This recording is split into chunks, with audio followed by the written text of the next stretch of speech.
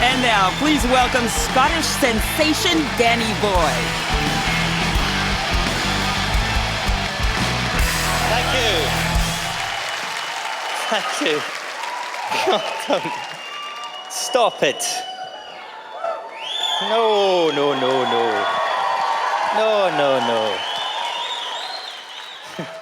You're only setting yourselves up for a disappointment. It's nice to be here. I feel quite at home in Montreal because my French isn't great. And neither is yours. So it's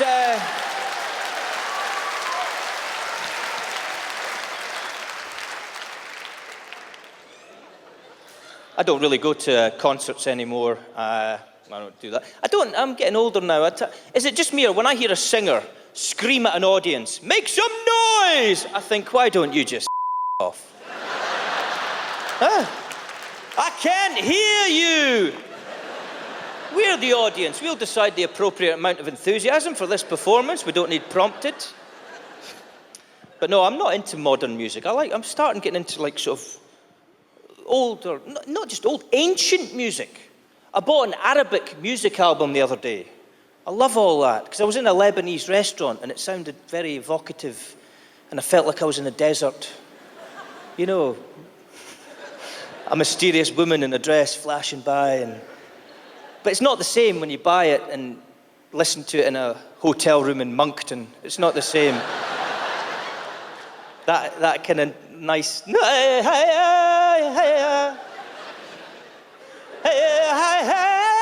That's the... Have you ever noticed with Arabic music, they go with the Man in Pain theme? That's the... Do you not know this one? No, you're looking like you don't know it. No? You don't... I've never caught my penis in my zipper before, but I imagine that's the kind of...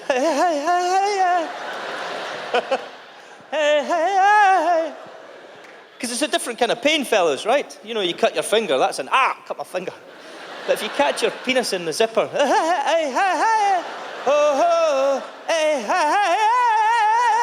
do you still not know this one? No, it's number 1 in 8 countries. Do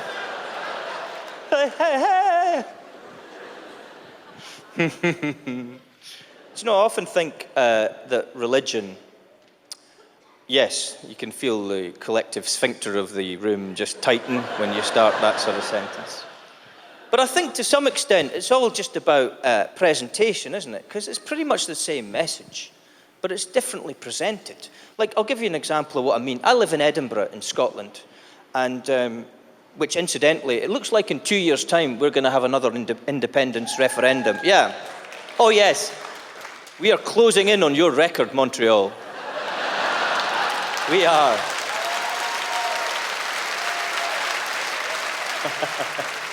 We are breathing down your neck. Because we had a big independence referendum 2 years ago, and I'm not going to tell you how I voted, but we lost. And of course now with Brexit, right, we're probably going to have another one because it wasn't us that took Britain out of Europe. In fact, it wasn't even Britain. It was the over 65s in Britain that took Britain out of Europe. Who would have thought that? For a long time we speculated as to who was going to be the biggest threat to our democracy. Would it be the Russians? Would it be the North Koreans? Would it be ISIS? No, it was the pensioners. It was the pensioners. They walked among us. Hobbled among us. Some of them scooted. So, what was it? Yes, so I think religion is all about presentation. And yes, I live in Edinburgh, in Scotland. And here's what I'm talking about, right? On the left-hand side of my house, well, it'll be your right. There's a church, but on the right-hand side, there's a mosque. I didn't plan that. It's just the way it was, right? And I've often thought, I'm not a religious person, but I've thought maybe one day I'll wake up and think, come on, Danny, pick a side and get in the game. And I'll go over to this side of the house, and I don't know anything other than the presentation. I'm open to whatever First signals, first signs I get, right? And I open the window and I hear the classic Christian call to prayer. We all know it, the church bells. Lovely church bells ringing out across the land. Bing, bong, bong, bing. Bingy, bingy, bing, bong. Bingy, dingy, bing, bong, bong. Bingy, bing, bong. Come to church, it will be fun, fun. Dingy, dingy, bong, bong. Bingy, bingy, ding, dong. Cheese and biscuits. Dingy, bongy, bong, bing, bing. Bong, bing, bing, bong, bing. But it's a funny thing about church bells I've noticed since I've been here. There's never any sync to them, is it? There's never any rhythm. Because it's two bells. Why have they never managed to go bing, bong, bing, bong, bing? It's always sort of slightly too, one comes in after the other, too late, and there's two, bing, bong, bing, bong, bing, bing, bong, bing, bong, bing, bong, bing, bong, bing, bong, bing, bing, bing, bong, bing, bong, bing, bong, bing, bing, bong, bing, bing, bong, bing, bong. It's just two hungover guys in the tower. Trying desperately to coordinate. Just, on! Yes! No! After 3, 1, 2, we go! No, after 3, not on 3. Watch me! 10 years we've been doing this! Come on! Bing bong, bing bong, bong, bing, bing bong, bong, bing bong, bing, bing bong, bing bong, bing. The other guy having a whale of a time, just... Can't hear you! There's a bell up there!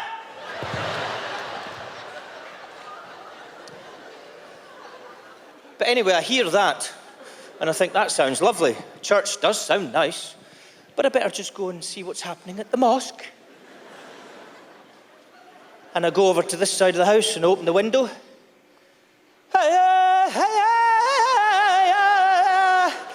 Well, I guess I'm going to church.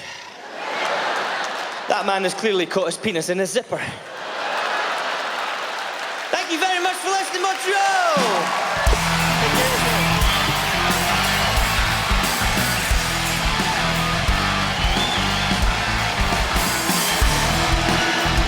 And now, CBC's very own Mr. D, Gerry Dee.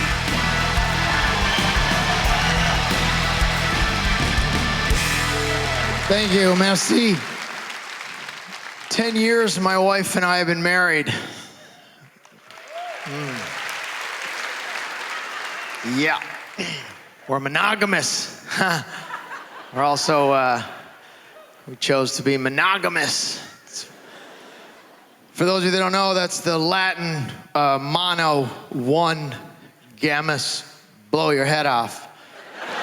'Cause it's the worst idea on the planet. Love coming to Montreal when you're monogamous. It's great. So many hideous women, it's just so easy. We're the only mammals that do this. Every other mammal do what they want. Not us, no. Lions in the, wherever they live, the Serengeti or whatever, they just married to that lion. Sees that lion, just goes and hooks up. No big deal. That lion's not like, what do you do? No, just free range.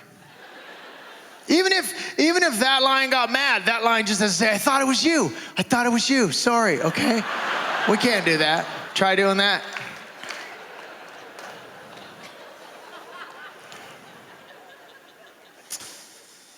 I get that I'm no, it's a two-way street. My wife wakes up, sees me, it's the same. 10 years, 87,000 hours. Yeah, you don't clap anymore, do you?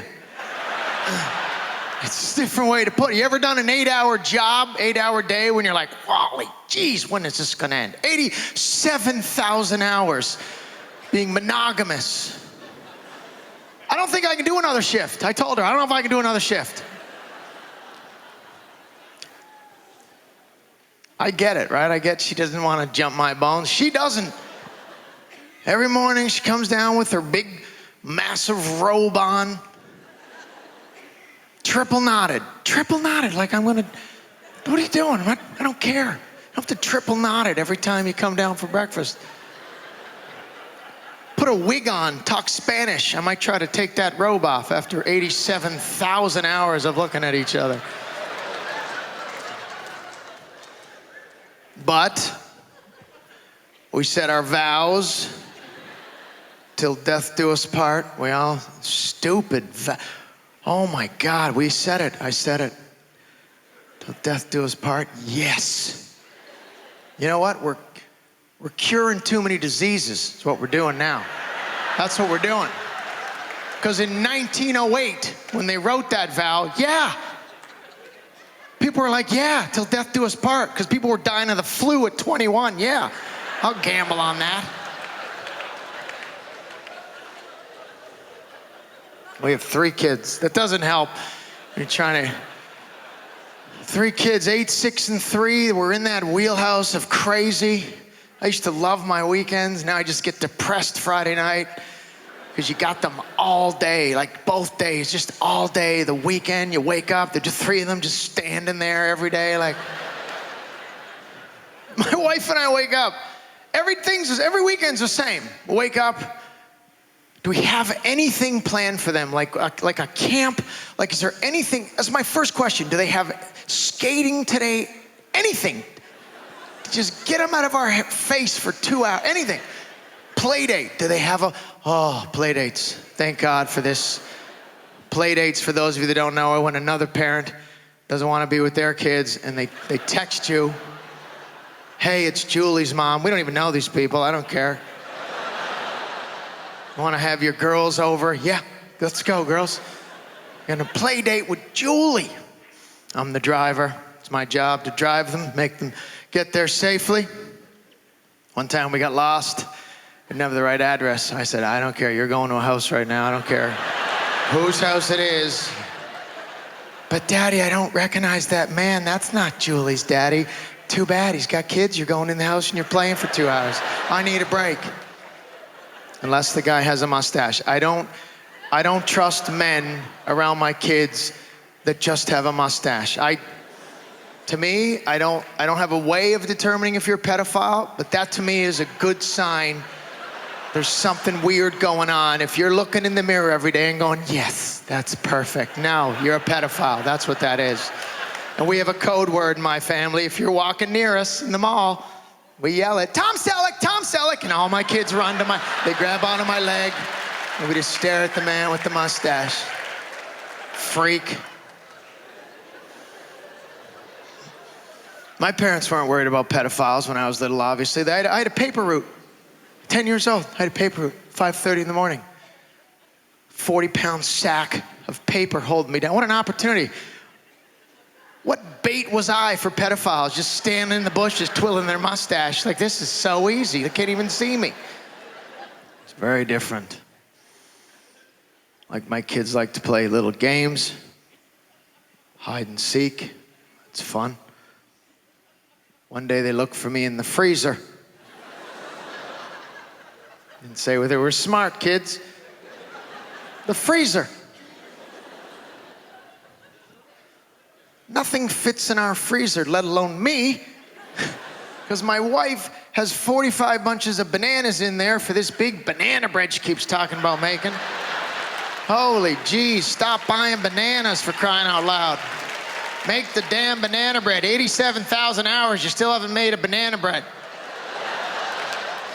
She'll hear the freezer door open too. She'll be on the second floor. Don't those bananas out. I'm gonna make a nice banana bread. For what, 1,000 people? Can't hide in the freezer. You guys are a lot of fun, Montreal. Thank you very much.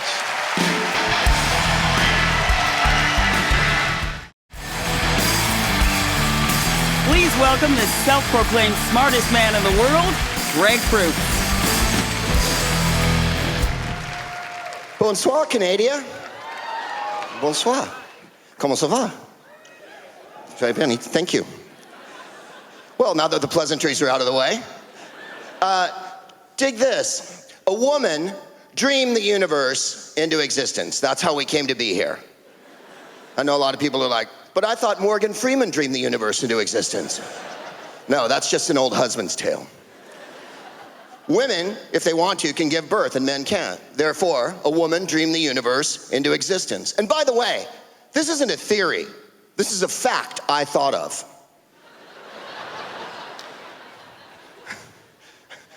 That's why they call it the Big Bang Theory. Because only a woman could endure a repercussion so profound and so cataclysmic that when it was over, the cosmos was issued forth. If a man gave birth to the universe, it would be called the disappointingly early theory. I got something big coming in. Oh my God, shit. I'm sorry, I guess every galaxy's the Milky Way now. All you need to know about men is that men yell at women from cars. I wish I could say more for my gender, but I can't. Men yell at women from cars because it works. Have you ever met a couple? How long have you guys been together? 17 years. How did you meet? He yelled at me from a car, and we've been together ever since.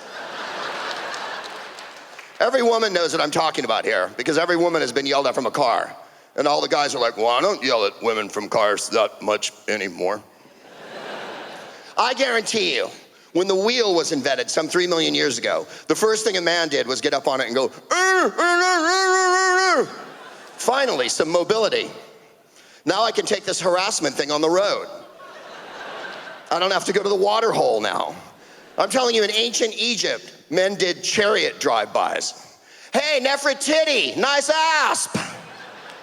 Wavy line, eyeball, falcon head, jackal, ankh, hippopotamus, alligator, Osiris, Thoth. Men are jealous of women, and that's what's going on. Because women can menstruate and men can. That's an issue for men. Thank you. It's why we have war, right? War is menstruation envy. Men are like, I can't give birth, but I can kill you. Because women are in tune with the universe. They're cycling all the time with the moon and the tides. Women walk around like, whoo-shoo, whoo-shoo, whoo-shoo. Men chase their dick around like it's a hunting dog. Where are you going now, boy? Where are you going now? Where are you going now? Where are you going? Oh, look what you found. Yeah, that's right. Get it, boy. Get it, get it. Oh, it hurts. We'll fix it when we get home. Good boy, good boy, good boy. They say that guns are a problem in America. Guns aren't the problem in America. It's that men have guns in America. I mean, men in the United States carry AR-15s around when they're walking around the superstore. How compensating is that? You don't see women walking around the 7-Eleven with a uterus slung across their back. Don't touch me, this thing will go off. That's why men invented guns, to kill people they're afraid of. And of course, to have cops kill the poor at the behest of the rich. Oh, are you saying cops? I'm saying cops are cops. I'm just saying we should mete out justice a little more equally. The next time Wall Street drives the economy of the world into the toilet, I say we let the New York Police Department run wild on them, man.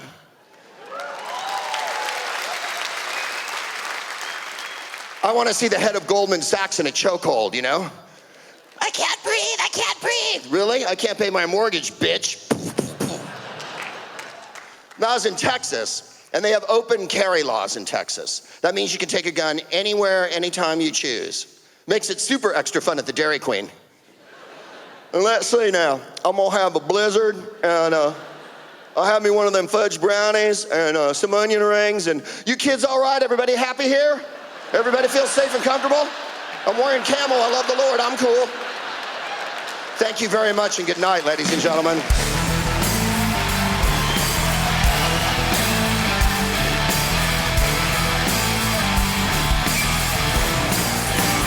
And now, please welcome the larger-than-life Ralphie May.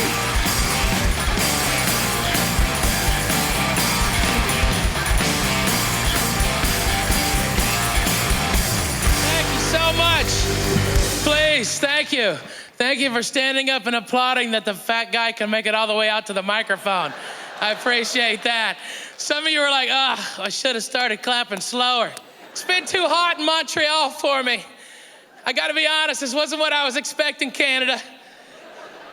I was expected to be met at the airport with a dog sled and a Mountie and ride a moose. No, it's been hot as hell. So humid, oh my God. I'm sweating in the shower. I just cleaned that. I got so much powder in my crotch right now, it looks like I've been molesting donuts. It ain't right. It ain't right. If I sat down real fast right now, it'd look like the start of a magic show. Oh, it's magic.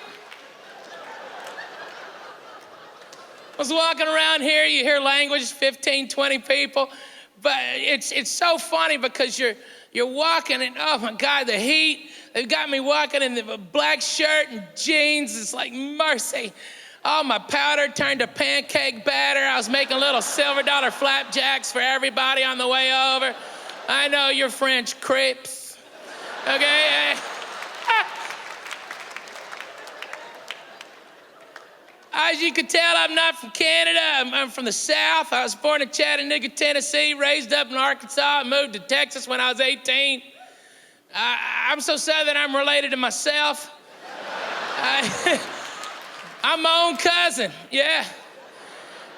Doing comedy, we get to travel around the world, see a lot of different people, different things. Last year, they had me do a show in Thailand, Bangkok, Thailand. Mercy. So crazy. Walking around in Thailand, getting hot. Every time I sit down, people try and put incense by me. Thinking I'm Buddha or something. The craziest thing that's ever happened to me in Bangkok, Thailand. I was walking down the street and I turned a corner and I got hit by a baby elephant. People think I'm joking. Okay, listen. I was walking down the street, I turned a corner, and I got hit by a baby elephant. It was weird because we had now normally that would have knocked a lot of people down, But I'm like, hey, Jack. And me and the elephant, we locked eyes, and we're both like, I could take him, And then the craziest thing that's ever happened to me. The elephant took his trunk, placed it on my crotch, and breathed in. And I experienced a joy.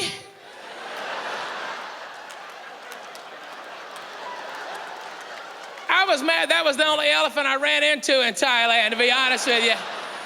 I was walking around with peanuts in my pocket.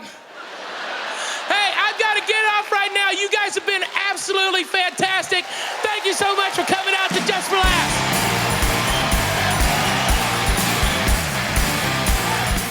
Please welcome the hilarious Iliza Shlesinger. Thank you. Thank you. Wow, okay. Thank you.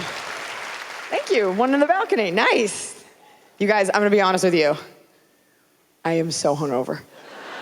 You do not mess around. You do not mess around here in French Canada. So I was thinking about it, and I've been a comedian for about 10 years, and in my 20s, I talked a lot about drinking, because that's what you do. You have a crap job, and you drink, and you eat garbage at your desk. And then in my 30s, I started to become more of an adult, and once in a while, things get out of hand when you're drunk. But what scares me about drinking as I get older is this. In my group of friends, I am the alpha, obviously. Look what I do for a living.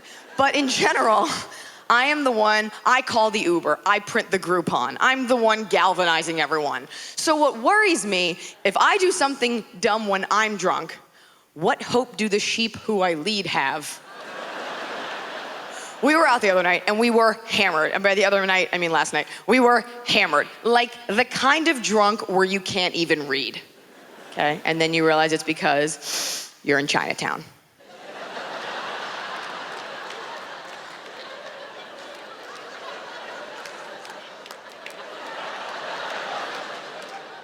Actually, you know you're messed up when you're in Chinatown and you can read. Oh, ancient secrets, not so hidden. So, we're walking through there and we walk into a bar. I'm reticent to say that it was a club because I'm 33, but there was a dance floor and a DJ and I had on like a little bit of body glitter. Okay. Right about now, you're probably wondering, Iliza, why are you wearing body glitter? I will tell you, just for laughs, because my date was late to pick me up. Gentlemen, you must know something. Every single woman in this room has a list of things that she does to get ready. No matter how much makeup she wears or how little, we have a checklist, whether it's brushing your teeth, filing down a horn, polishing a hoof, putting on blush. We all have a thing that we do. Every woman has a list of things she does to get ready. And when she's done with that list, there is an apex, nay, a pinnacle of attractiveness that every woman is capable of reaching. There's a point where we're not getting any hotter. And every minute that you're late to pick us up is one more minute we spend messing with our makeup and we start to get uglier, okay? Yeah, one time my date was an hour late, I grew a tail. Like, it gets worse. This guy walked in, it was only 30 minutes, thank God. I'm on the ground, there's caboodle shrapnel everywhere. I've got half a Wet n Wild lip gloss. I'm like, stay back, I'm a pretty girl. Like, it gets worse. Because what happens is we have all this time, so we start messing with more. The more time you have to get ready, the worse it can be. The best advice I can give as a woman, not the best, but for the purpose of this set, the best piece of advice I can give, if you're putting on your makeup, give yourself 1 hour. 1 hour for the makeup. Hair is like another story. Give yourself 1 hour for the makeup, set a timer, girls, and when that timer goes off, chefs, put your knives down, step away from your plates. You be done. You be done, okay? So we think we can add things. That's what happened with that body glitter. I found that body glitter, which in hindsight, wasn't even body glitter. It was straight up craft glitter. And as an adult, I was like, this needs to go on my face, right? And I convinced myself I could make it look good. I convinced myself I could do a classy amount of body glitter. But do you ever think that? Do you ever think to yourself that because you're not trashy, you can pull off doing something that's trashy? You're like, I can wear fingerless gloves. I went to McGill. Like, it's okay for some reason.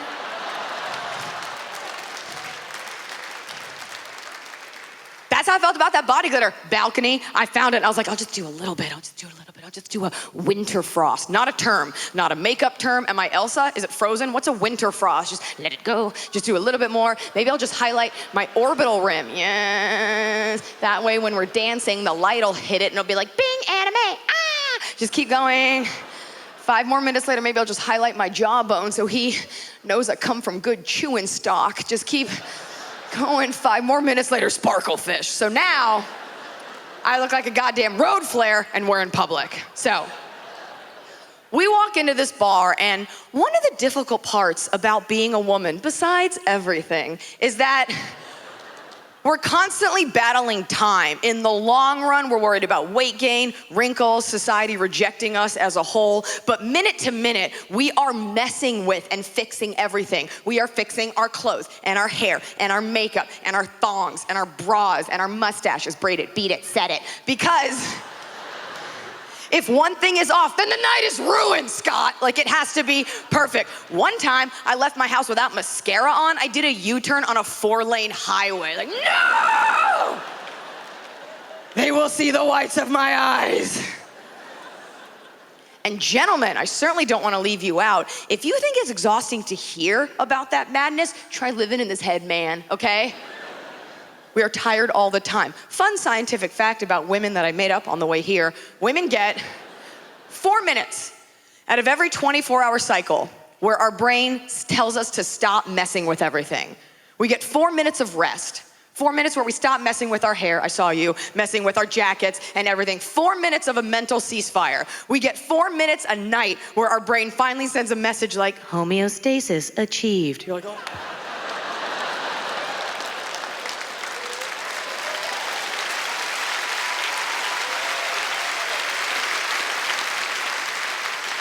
Thank you so much. Good night, Montreal.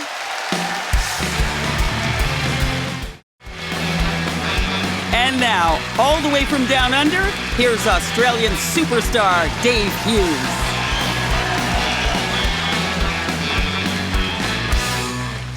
It is great to be here. No one knows me in Montreal. It's not fair for me, I believe. But life isn't always fair, is it? It's not fair. It's not consistent. Like 1 year ago, Australian surfer Mick Fanning punched a shark in the face, live on TV. You can Google that if you want to. And everyone called him a hero. But I kicked my dog, I'm an arsehole apparently. I grew up on the coast in Australia, and I don't mind surfers getting bitten by sharks, because when I was growing up, all my mates were surfers, and they got all the ladies. I was a snorkeler. Snorkelers don't do so well with the ladies. I don't want you to feel sorry for me though, because I've kicked on from my snorkeler days. Now I have a stunning wife. Comedy's worked out for me in Australia. It really has. You know, she's 10 years younger. Anytime I post a photo of her on Instagram, everyone says, too good for you. I don't mind that, I accept that. What I don't accept is my own children telling me that. True story, my 7-year-old son the other day said, Dad. I said, what, mate? He said, did you meet Mum after you got famous? I said, why do you ask? He said, no reason. I said, well, actually, I did. He goes, that makes sense. You've worked that out, have you, buddy, yeah? He's gone through grade 1 without working anything else out. He's worked that out. He did the whole of grade 1, and I don't think he learnt one thing. Certainly didn't remember anything when he comes home every day. What'd you do today? Don't know. You must remember something you did. Nah. Who'd you play with? Don't know. You smoking crack at lunchtime, mate. He wants me to do his remembering for him. Recently we went to a pizza restaurant. He ate garlic and cheese pizza for the first time. It blew his mind. He loved it. We're driving home and he's in the back raving on about it. That's my favourite food now, Dad. That's my favourite. You remember? You remember, Dad? I said, I could remember, mate, but I've got a bit on. How about you remember? You know how many PIN numbers and passwords I need to know? I mean, I'm losing my memory. I'm losing my teeth. I'm losing a lot of teeth. I'm missing 9 teeth, yeah? I'm from the country, though. You accept that as when you're from the country. Your teeth fall out, you get on with your day. My wife's a city girl. She's got different values. Apparently you're meant to keep your teeth your whole life. I don't agree. She's always nagged. She's going, you've got to get your teeth fixed. I said, no, I don't. She said, yes, you do. I said, why? She said, this is why. If your teeth end up in a glass beside the bed every night, no more action for you ever. I said, I obviously love you more than you love me. She said, how so? I said, if your teeth end up in a glass beside the bed every night, that would open up the possibilities in our sexual relationship. Because I'm a teeth in the glass, half full sort of guy.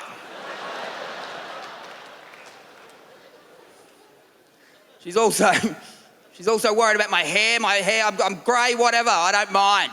She said to me recently, she said, you've got to dye your hair. I said, why? She said, because I don't want the kids to be embarrassed when you pick them up from school. I said, here's another solution, I just won't pick them up. And when they get home, I'll be out in the backyard and you can tell them Grandpa forgot his bus pass. We've been together 14 years, so we're a little bit too comfortable, I believe, especially when it comes to our sex life. I mean, she's a very good multitasker and I appreciate that about her, but sometimes it's not appropriate. Recently, I'd busted a move and it had worked out for me. We were both nude. Preparations had been done. I believe the moment was about to happen. I thought I'd done all I can. I looked in her eye and I thought I saw a look of deep desire, almost concern about how much she wanted me. She looked at me and she said, have you put the garbage bins out? I said, you can't look up and down this and think of stinky garbage bins. I said, honey, it's 9 o'clock at night. The truck doesn't turn up till 8 o'clock in the morning. How long do you think this session's going to go for? We're going to be pounding away 12 hours later. Beep, beep, beep. Ah, shit, you forgot to put the bins out. It is great to be here. Thank you. I appreciate it. I really appreciate it. I don't get much sleep when you've got small children, especially when they turn up in your room every single night. A son who's 7 has been coming to our room every night since he could walk. Every single night he turns up going, I'm scared. I'm like, what of? Nothing scary's ever happened to you. War veterans sleep better than you do.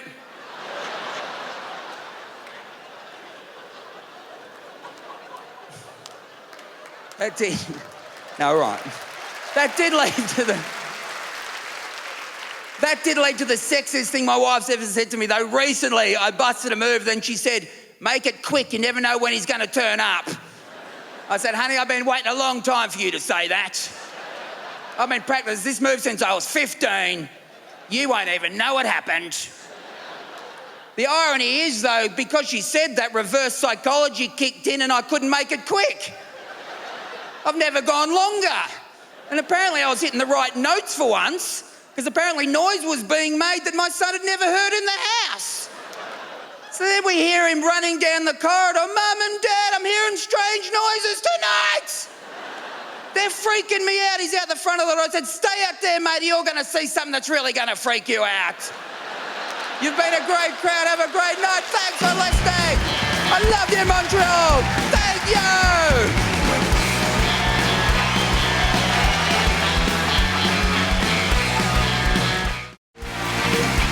And now, please welcome the angriest man in America, Louis Black.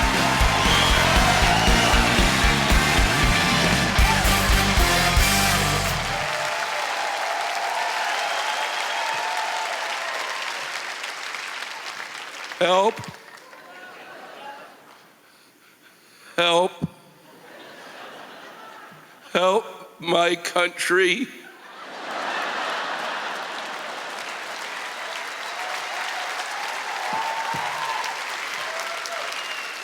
Please, please help. We've fallen and we can't get up. You know, at every gala that I've performed at, every time I have come to your country and done a show, I have begged you people to help us. I asked for an invasion. Was that too much to ask? An intervention, anything. And now look what's happened.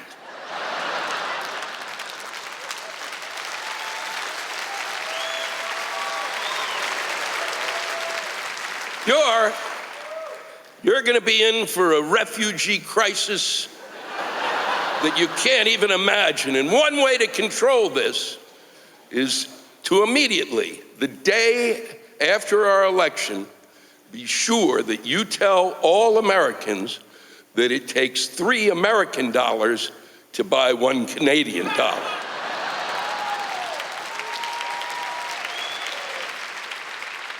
Now, I can remember the precise moment in time when I realized that my days in comedy were almost over now. And that was when I turned on CNN, which I think is an important channel for all of us to watch, at least 5 minutes a day, because it'll give you a good idea of what it's going to be like when you have a stroke.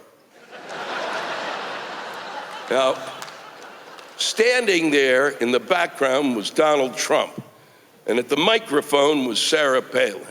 And I looked at that image and I thought, how am I supposed to make this funnier? How do you satirize something that is already satiric? My country is now living at the intersection of reality and satire. We are living in fictional times. I pick up a newspaper, I write, and I look at that newspaper and think, son of a bitch, why didn't I think of that?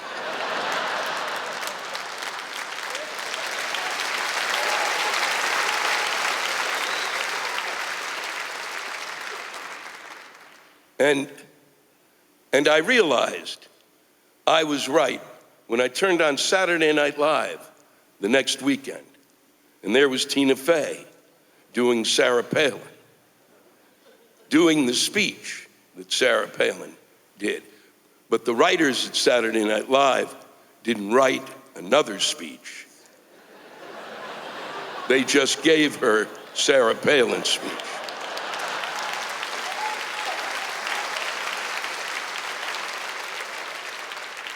I rest my case. But for those of you who know my work, and I think this will come as a shock to you,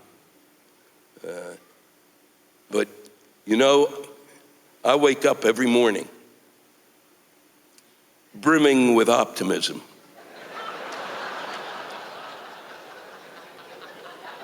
I wake up every morning thinking that today is the day that my country, with all that it possesses, all of the things that we have, everything, this has got to be the day that we finally get it right. Why wouldn't it be the day? After making mistake after mistake after mistake after mistake after mistake after mistake after mistake after mistake after mistake after mistake, wouldn't it be possible that this would be the day that just by accident we'd get it right? It has to be the day. How many mistakes can a country make?